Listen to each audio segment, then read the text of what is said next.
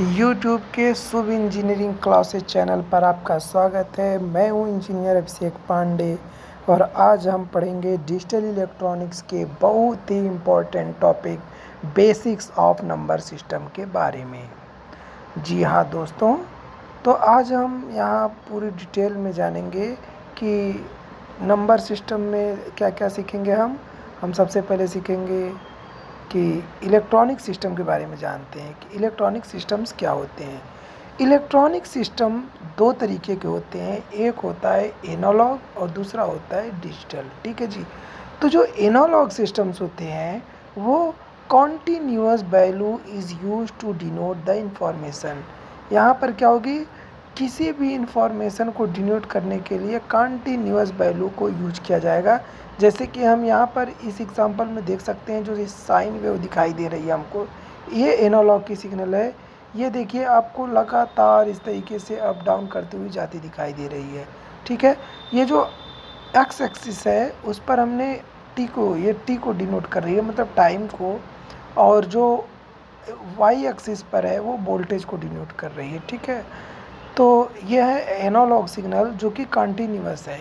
वहीं अगर हम डिजिटल सिस्टम की बात करें तो क्या है, यहाँ पे information is denoted by a finite sequence of discrete value और डिजिट्स। यहाँ पर क्या है, फाइनाइट सीक्वेंस में होती है, मतलब एक फिक्स डिजिट डिनोट की जाती है। अब यहाँ पर अगर हम देखें डिजिटल सिग्नल के एग्जांपल को, तो यहाँ वी और टी के बीच जो ग्राफ है वो वी और टी के बीच ग्राफ देखो डिस्क्रीट टाइम पे, ये कॉन्टिन्यूस नहीं है। ये कुछ टाइम पे है, फिर कुछ टाइम पर है, कुछ टाइम पे है, इस तरीके से ये डिस्क्रीट टाइम पे है। डिफरेंट डिफरेंट टाइम इंटरवल्स पर वोल्टेज की रीडिंग क्या रहने वाली है। तो ये तो हुआ इलेक्ट्रॉनिक सिस्टम के बारे में। हमने जाना कि इलेक्ट्रॉनिक सिस्टम कितने तरीके के हैं। इलेक्ट्रॉनिक सिस्टम दो तरीके के हैं, एक है एनालॉग सिस्टम और दूसरा है हमारा डिजिटल सिस्टम। एनालॉग सिस्टम में क्या होगा, कंटिन्यूअस वैल्यू यूज की जाएगी एनालॉग सिग्नल, और डिजिटल सिग्नल्स में क्या होगी, डिस्क्रीट वैल्यू यूज की जाएगी। ठीक है, अब हम ये जानते हैं कि digital concepts are more advantageous over analogue concepts. ये जो हमारे डिजिटल कॉन्सेप्ट्स हैं ये काफ़ी ज़्यादा फ़ायदेमंद होते हैं एनालॉग के मुकाबले। तो अभी हम क्या पढ़ रहे हैं, अभी हम डिजिटल इलेक्ट्रॉनिक्स पढ़ रहे हैं, इसलिए हम डिजिटल इलेक्ट्रॉनिक्स के बारे में जानेंगे। तो ये जो नंबर सिस्टम है ना, ये डिजिटल इलेक्ट्रॉनिक्स का पार्ट है। तो अब हम जानते हैं कि नंबर सिस्टम होता क्या है। तो डिजिटल नंबर सिस्टम होते क्या है, it is language of digital system consisting of a set of symbols called digits with rules defined for their addition, multiplication and other mathematical operation। कहने का मतलब क्या है, ये डिजिटल सिस्टम का एक नंबर होता है। ये डिजिटल सिस्टम का क्या है, नंबर होता है, और इस नंबर्स को हम क्या कहते हैं, डिजिट्स कहते हैं।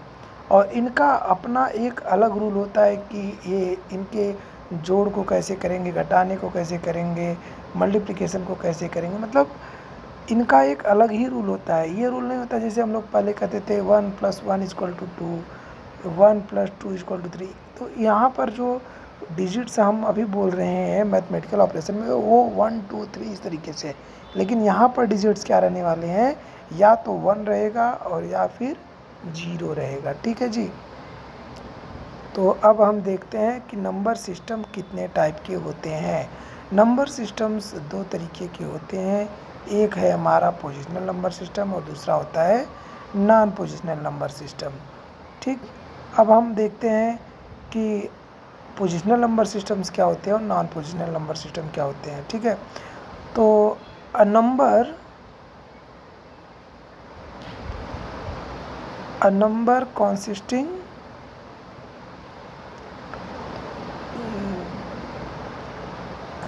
A number is constructed by collection of digits. It have two parts, integer and fraction। तो ये जो डिजिट्स होते हैं उनके दो पार्ट्स होते हैं, एक इंटीजर होता है और दूसरा फ्रैक्शन होता है। और ये जो इंटीजर और फ्रैक्शन होते हैं ये एक पॉइंट द्वारा separated by a base point, ये एक पॉइंट द्वारा सेपरेटेड होते हैं जिन्हें हम क्या करते हैं, रेडिक्स कहते हैं। अब कैसे, देखिए जैसे ये डिजिट्स हैं, ये जो ब्लॉक्स बने हुए हैं ना, ये जो ब्लॉक्स देख रहे हैं ये समझ लीजिए आप अलग अलग डिजिट्स के लिए बने हुए हैं। जैसे हमने क्या लिख रखा है, an-1, an-2, a1, a0, बीच में एक रेडिक्स पॉइंट है, फिर a-1, a-2, इस तरीके से है, ठीक है। तो जो सबसे राइट साइड में है, आप देख रहे हैं am बिल्कुल किनारे पे, उसको हम कहते हैं LSD या LSB। तो LSD का मतलब क्या होता है, लीस्ट सिग्निफिकेंट डिजिट, ठीक है, या लीस्ट सिग्निफिकेंट बिट। मतलब D का यूज हम करते हैं डिजिट के लिए, B का यूज करते हैं बिट के लिए। अब जो बीच में रेडिक्स पॉइंट है, डेसिमल है, उसको हम बेस पॉइंट भी कहते हैं। इसके जो लेफ्ट साइड का हिस्सा है उसे हम इंटीजर पार्ट कहते हैं, और ये जो रेडिक्स पॉइंट के राइट साइड का पार्ट है उसको हम क्या कहते हैं, फ्रैक्शन पार्ट, ठीक है। तो रेडिक्स पॉइंट क्या है, बीच में है, उसके left side integer part, right side fraction part. जो रेडिक्स पॉइंट के सबसे दाईं तरफ का हिस्सा है उसको हम LSD कहते हैं या लीस्ट सिग्निफिकेंट बिट। उसी तरीके से रेडिक्स पॉइंट के जो एक्सट्रीमली लेफ्ट साइड है उसे हम MSD कहेंगे या MSB कहेंगे, जिसे हम कहते हैं मोस्ट सिग्निफिकेंट डिजिट, ठीक है जी। तो अब हम देखते हैं नंबर सिस्टम, डिजिटल सिस्टम में कौन कौन से नंबर सिस्टम्स यूज किए जाते हैं। तो जो डिजिटल इलेक्ट्रॉनिक्स है इसमें जो नंबर सिस्टम्स यूज किए जाएंगे वो हैं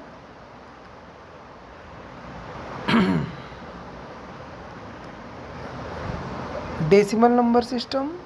सबसे पहले डेसिमल नंबर सिस्टम, जिसमें कि 0 से 0, 1, 2 मतलब इस तरीके से 9 तक की डिजिट्स यूज़ की जाएंगी। मतलब 9 डिजिट्स हो और 0 को अगर हम इंक्लूड कर लिए तो क्या हो गया, 10 डिजिट्स हो जाती हैं। तो डेसिमल का मतलब हुआ 10। तो डेसिमल नंबर सिस्टम में कौन कौन सी डिजिट यूज़ की जाएंगी, 0, 1, 2, 3, 4, 5, 6, 7, 8 एंड 9, ठीक है। दूसरा हमारा आता है binary number system. Binary number system में जैसे कि बाई मतलब होता है 2, यहाँ पर 2 ही डिजिट्स यूज की जाएंगी और वो डिजिट्स कौन रहने वाली हैं, 0 एंड 1, ठीक है। तीसरा हमारा है octal number system. Octal number system में कितने डिजिट्स यूज करेंगे हम, यहाँ पर हम 8 मतलब 8 डिजिट्स यूज़ करेंगे, और वो डिजिट्स कौन कौन सी होंगी, 0, 1, 2, 3, 4, 5, 6 एंड 7, ठीक।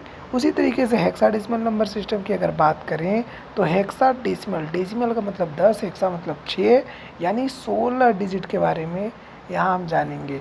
तो जो डेसिमल है, डेसिमल के कारण 0 to 9 मतलब 10 डिजिट ये हो जाएंगी, और जो 10, 11, 12 होगा, 10 को हम A से, 11 को B से, इस तरीके से 16 को F से डिनोट करेंगे। तो ये होगा हमारा हेक्साडेसिमल नंबर सिस्टम, ठीक।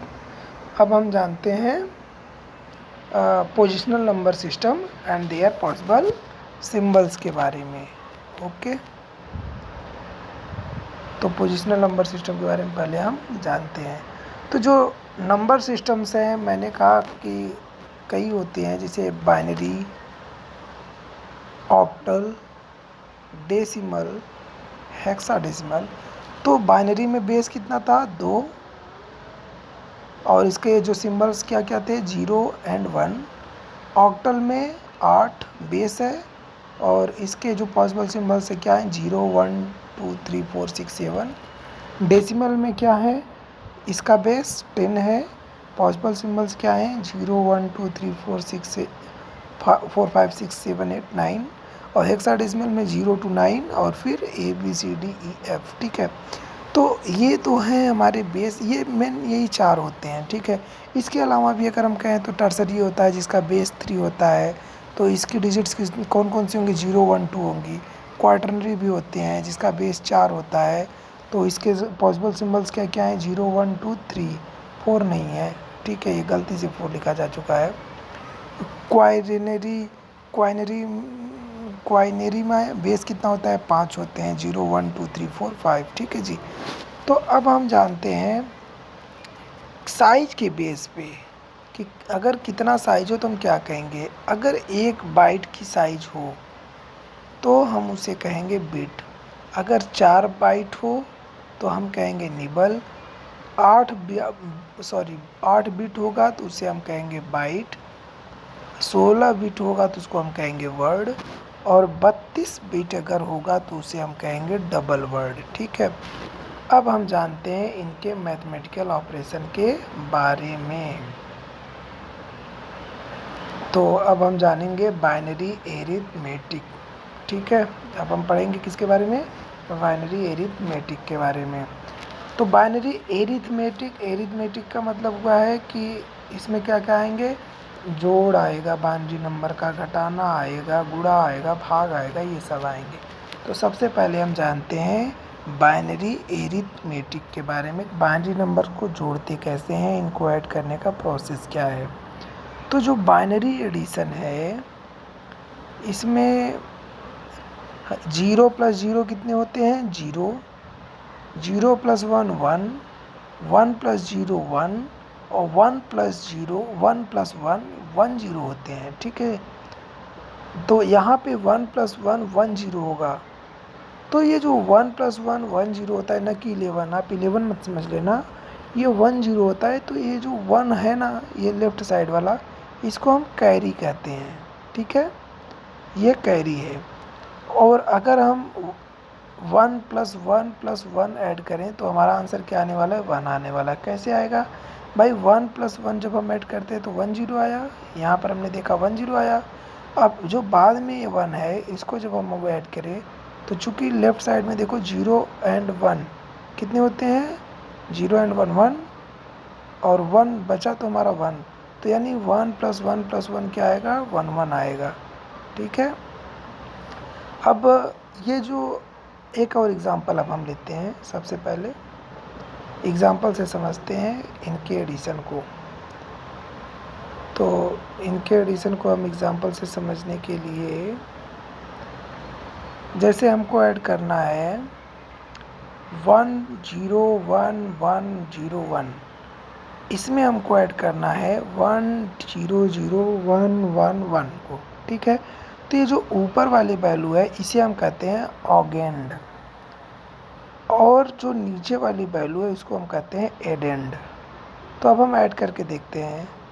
तो जब हम ऐड करके देखेंगे 1 + 1, तो 1 + 1 कितना आता है? 1 0। यहाँ हमने देखा था 1 + 1 1 0, तो इसका 0 हमने यहाँ पे लिख लिया। अब हमारे पास कैरी बचा 1, तो ये कैरी 1 है, तो 1 और 0 में करेंगे तो 1 आएगा। फिर 1 1 को करेंगे तो 1 0, तो यहाँ पर हो गया 0। फिर हमारी कैरी बचती है 1, वो कैरी ऊपर चली गई है, आपको दिखाई दे रहा होगा छोटा सा लिखा हुआ। अब 1 + 1 1 0, फिर 1 को उसमें ऐड करेंगे तो 1 1 आ जाएगा। अब भी हमारी कैरी 1 बनती है, तो 1 में 1 को ऐड किया 1 0 और 0 में 0 को ऐड किया 0, तो अब भी हमारे पास 1 है। तो 1 में 0 को ऐड किया 1, फिर 1 में 0 को ऐड किया 1 ही आएगा। अब 1 में 1 को ऐड किया तो 1 0। तो इस तरीके से आप अपनी खुद से प्रैक्टिस कीजिएगा, ज़्यादा बेटर रहेगा। अब ये बात हुई। अब दूसरी तरफ हम देखते हैं, एक और एग्ज़ाम्पल ले लेते हैं। तो ये जैसे दूसरा एग्ज़ाम्पल है, इसको हम देखते हैं। इसमें क्या है कि इस एग्ज़ाम्पल में ये रेडिक्स पॉइंट का यूज किया गया, मतलब ये डेसिमल का एडिशन है। तो यहाँ पर हम क्या करेंगे, हमसे पूछा गया कि 1 ये नंबर है, इसको ऐड करना है। तो इसको हमने क्या कर लिया, देखिए यहाँ पर ये 2 ही डिजिट्स यूज किए गए हैं, या तो 0 या तो 1। इसका मतलब जाहिर सी बात है कि ये बाइनरी का एरिथमेटिक है। बाइनरी का क्यों? क्योंकि यहाँ पर 2 ही डिजिट का यूज किया गया है, 0 और 1 का। तो हम इसको पहले इस फॉर्मेट में लिख लेते हैं, अबेंड और एडेंड के रूप में। तो जब हम इस रूप में लिखेंगे तो ध्यान रखेंगे कि जो डेसिमल है, डेसिमल के नीचे डेसिमल को ही लिखना है। ठीक, अब लेफ़्ट साइड से हम एडिशन शुरू करेंगे, तो 1 और 1 1 0। हमारी कैरी कितनी जनरेट हुई? 1 1 कैरी हुई, तो 1 और 1 1 हुआ, 1 1 कितना होता है? 1 0, और 1 0 में 1 को ऐड किया, फिर 1 1 आया, तो 1 यहाँ पे आया, 1 कैरी फिर से जनरेट हुई। अब ये 1 1 कितना हो गया? 1 0, फिर उसमें 1 को ऐड किया तो 1 1 हो जाएगा, तो 1 उसका यहाँ पे है, 1 कैरी फिर से जनरेट हुई, वो मैंने यहाँ लिख दिया। 1 में 0 को ऐड किया 1, अब 1 वैसे ही पड़ा रहा। तो इस तरीके से हमारा आंसर आ गया 11.10। अब ये तो हमारा रहा एडिशन। अब हम देखते हैं बाइनरी सब्सट्रैक्शन के बारे में, ठीक है। तो दोस्तों वीडियो काफ़ी ज़्यादा लंबा होती चली जा रही है। उम्मीद है आपको चीज़ें समझ में आ रही होंगी। बाकी की चीज़ें मैं अगले लेक्चर में कवर करने की कोशिश करूँगा। तो अभी हम देखते हैं बाइनरी सब्सट्रैक्शन के बारे में, ठीक है। तो इसका क्या रूल होता है? तो बाइनरी सब्सट्रैक्शन का पहले रूल हम समझ लेते हैं। इसका रूल ये होता है कि अगर हम 0 में 0 को माइनस करेंगे, ठीक है, अगर हम 0 में 0 को माइनस करते हैं तो हमारा आएगा 0। अगर 1 में 0 को माइनस करते हैं तो 1, अगर 1 में 1 को माइनस करेंगे तो 0, और 0 में अगर 1 को माइनस करेंगे तो यहाँ पर हमारा जो रिज़ल्ट आने वाला है, 0 में अगर 1 को हम माइनस करते हैं तो वो 1 0। तो यहाँ पर जो 1 आएगा वो हमारा 12 कहलाएगा। एडिशन के केस में वो हमारा कैरी कहलाता था, लेकिन यहाँ पर क्या कहलाएगा, ये हमारा 12 कहलाएगा, ठीक है। और फिर 1 0 में अगर 1 को माइनस करेंगे तो आंसर हमारा आएगा 1।